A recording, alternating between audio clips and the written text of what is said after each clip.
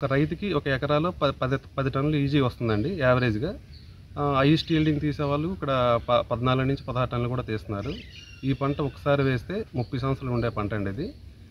ఇది కొబ్బరిని పోల్చుకుంటే ఈ పంట దానిపైన డబుల్ ఇన్‌కమ్ వస్తుందండి ఇది. ఒక ఎకరాకి 1,50,000-2,00,000 ఇన్‌కమ్ వస్తుందండి. ఈ క్రాప్ వేయడం వల్ల మన ఫార్మర్స్‌కి గవర్నమెంట్ నుంచి సబ్సిడీలు కూడా వస్తున్నాయండి. దీంట్లో సెంట్రల్ షేర్ అనేది 60%, స్టేట్ షేర్ అనేది 40% ఉంటుంది.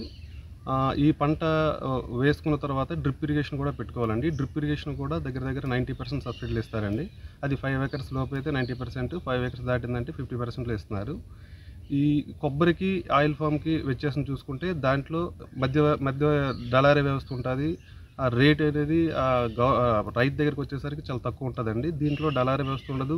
గవర్నమెంట్ ఫిక్స్ చేసే రేటుకే మనకి రైతు అకౌంట్లో పడుతుందండి ఇది. చాలా ఎక్కువ డిమాండ్ ఉంది.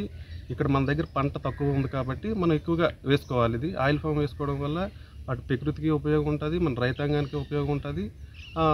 మన ఇక్కడ కొత్త పంటని ఇది చూసుకున్నట్టు కూడా కనిపిస్తుందండి ఇక్కడ. ఈ క్రాప్‌ని చూసుకుంటే అదే కొబ్బరి అనుకోండి, దగ్గర 8 టర్ములు యీల్డింగ్ అనేది వస్తుంది. అదే పామ్ ఆయిల్ అనుకుంటే ప్రతి నెలకి 2 టైమ్స్ లెక్క కంటిన్యూ సంవత్సరం పొడుగునా వస్తుంటుంది. కనుక మన ఆయిల్ ఫామ్ కొబ్బరి మీద చూసుకుంటే ఇన్కమ్ వస్తుంది డైలీగా. అంటే ప్రతి 10 రోజులకి 15 రోజులకి ఇన్కమ్ వచ్చిందంటే అది వేరేగా ఉంటుంది. అదే 45 రోజులకి ఒకసారి వచ్చిందంటే ఒకలా ఉంటుంది. సంవత్సరానికి ఒకసారి వచ్చిందంటే ఒకలా ఉంటుంది. మన ఒక ఎంప్లాయ్ ఉంటే నెలకు ఒకసారి వస్తుంది. అదే ఆయిల్ ఫామ్ క్రాప్ వేసుకుంటే నెలకి 2 టైమ్స్ వస్తుంది.